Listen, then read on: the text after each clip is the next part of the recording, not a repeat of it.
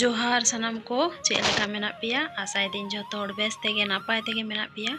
आले हो बेस के मेना लिया जो तोड़ सागुन सेता आर इᱧᱟᱜ ब्लॉग रे सागुन दाराम सेता सेता ओड़ा खन काटी बाहर ना परिवेश प्रथम इन देखाव पेगे चेका हड़ को एकदम को छुटो काना कामी सेता खन एकदम नासे नासे सितुंग काय आर ठंडा ठंडा होय हो बेस चरक बुझे काना आर रूम रेना दो आले मोटा मोटी कामी को दो कमप्लीट काना ओड़ा जो ओड़ा मुछो बिछाना को परिपाटी जतो किछु कमप्लीट आर तेहन दो हुयुक काना काटी सेता रे चंदा बासांग हुयुआ चंदा बासांग बोलते जेहेतु मिस्त्री को हिजुक काना बाथरूम रेना कामी खातिर तो ओना खातिर किछु चंदा बासांग बोलते कटे इन लेइदा जे तेन काटी घुगनी तैयार हुआ और मिट्टी जिनिस नवा जानला खन बुñ देखा दाड़े पे खूब इंटरेस्टिंग जिनिस सब समय गे हिजुकनाय सेनोकनाय हिजुकनाय सेनोकनाय सारा दिन राग रेगे मेना आकादिया बाट बुñ नेल नामे काना अवश्य देखा पे भाबाव लेदई जे नवा बाहरे रेना ओका जानला मेना नोते रे नोंका तीन देखा पे बाट बुñ नाम लेदिया तो चलो परे हाँ इन देखा पे और नोते रे उर्मी ताले चेदे चिकेया नेले पे ओड़ा को काटिया मुछो मुछी ᱧᱚᱜᱤया चेदा से प्रत्येक दिन नवा दो डेली रूटीन ओड़ा को बा मुछो मुछी लखान काटी धूप को बाम एम टेम लेखान ओड़ा को सेताक रे भागी बांग बुझा तो जार जन्नो सेतारे काटी परिष्कार परिच्छन्न छुटो कना और नोते रे आलेया मोटर जे उतुयिन लई आदो सेद्दो नय नोतरे बैसाव कना टुकुज रेले बैसाव का चेदा से काटी ढेर ᱧᱚᱜ गिया जेहेतु मिस्त्री को जमा और संगे आले होले जम तराया तो ओना खातिर काटी ढेर ᱧᱚᱜ बैसाव कना जार जन्नो आदो काटी टुकुज रे बैसाव हुई कना और नोते रे नेलिया पेसे नोआ दा हुयुक कना छाम्बार बैसाव समय ले हताव लिया आदो पूरा पेरेज रेगे मेना आदो इनके पेरेज रेगे मेना जखन आरो दरकारोआ एटा सेन एम हुयुआ बांखान ओडेगे ताहें लेनखान आज तेगे आंजेदुआ और बारे गान नितो दो तेजपाता गड़ इन हेज आकना जेहेतु हाँ मटर उतुयें आर चेद घुगनी उतु आड़ी दिन पर मटर उतु हुयुआ तावा आबा नारकेल हाते खूब चरक बुझा खूब टेस्टी बुझा और सेतारे खजड़ी साला मा आड़ी बेस बुझा आले नुआ तेजपाता दारे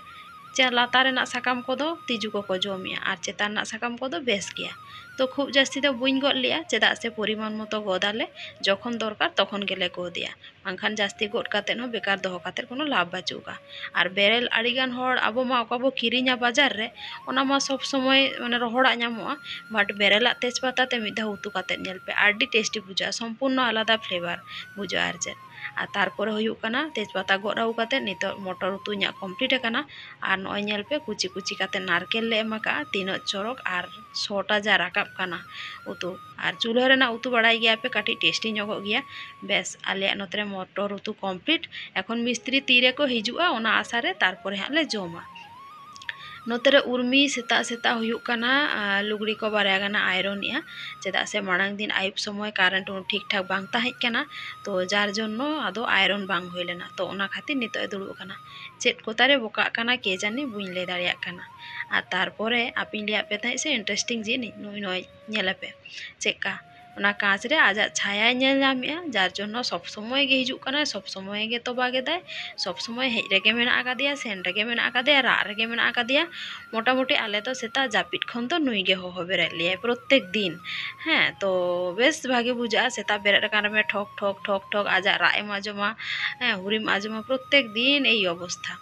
तो आड़ीगान चेड़े माñ देखाव पे और चेड़े कालारटा नेल पे चेष्टाय दाले नुई चेड़ेटा साबियाले काटी साब टाब काते इña मिटी अभ्यास मेना तिña जहान चेड़े गे साब काते मिद दिन बार सिंह दोहो कोआ तारपरे आदिñ आड़ा गिड़ी कोआ मिटी गे बोतर तिñ जे दोहोयें जुदी ठीक ठाक बुñ दोहो दाड़ेया ताहले गoj टoj एमानोआय तो ओना बोतर ते दो जास्ती दिन बुñ दोहो कोआ हाँ इña मिटी चेड़े इन खूब दोहो सानाña उनको हुयुक काना टिया पाखी तबे आड़ी दिन खन खोज टोजिñ हताया को हे बाको आगु दाड़ेयाñ काना और ñam हो बुñ ñaमेद कोआ ñam लेको खानी अवश्य टिया पाखी दिन दोहो कोआ तारपरे चेड़े माñ देखाव पे आदो फाँका अक्तो चेद चिके हुयुआ चलो छाद सेन काटी सेन हुई लेन गे प्रत्येक दिन नवा दो इñ आर उर्मी छाद सेन लिñ हिजुते छाद रे काटी लिñ एने टेने ᱧᱚᱜᱟ काटी लिñ भिडियो ᱧᱚᱜᱟ बाहर रेना परिवेश को आरो बेस ठीक लिñ नेला और हड़ को कामिया आडी चरक नेलो आको तो जार जन्नो नोडे खन नेल कयो आडी बेस बुझा तो आदो चेद आज लुगड़ी तासे होचोनय और इñ काटी रिमिल को काटी देखाव पेगे खाली नित खन गे ᱧᱩᱛ आगुइया की जानी दाटा हेज लेनखान गे समस्या ओड़ा रे ताहें लेनखान दा हेज लेनखान राग गे बुझा चेदा से आले नोतेना परिवेश को बाड़ाई गया पे नासेना रेगे एकदम लसोदुआ माने ओड़ा खन उडुक रेना इच्छा गे बांग ताहेना जार जोन्नो नॉय बाथरूम को तारपरे तुपुन कोरेना ओड़ा को लगन लगन ले ठीक एदा जाते आले ओड़ा खन आले रूम खन आर बाथरूम ओड़ा जाते हॉटटा ठीक ठाक ले कराव दाड़िया मा ओड़े खन एडिटुकु सेनो हिजु आलो ले असुविधा मा चेदा से आले लसद दिन खूब गे प्रॉब्लम हुआ नासेना रेगे लसद दमे और जार जोन्नो बाथरूम को काटी झेल रे कल को काटी झेल रे लसद रे दमे ले प्रॉब्लम रे भुगा तो ओना खातिर ओना को काटी लगन लगन करा हुयुक काना और रिमिल माई देखा पिया नेल मा आड़ी चरक नेलोक काना बाट हाँ किचुक्षण परे हाँ खूब चरके नेल होचो लिया चेदा से मिस्त्री को मेना को आले चोंदा बासांग नुआ ओड़ा रे तारपरे हुयुक काना कामी टामी को उनको प्रॉब्लम हुयुआ दाग टाग लेखाने उनको बाको कामी दाड़िया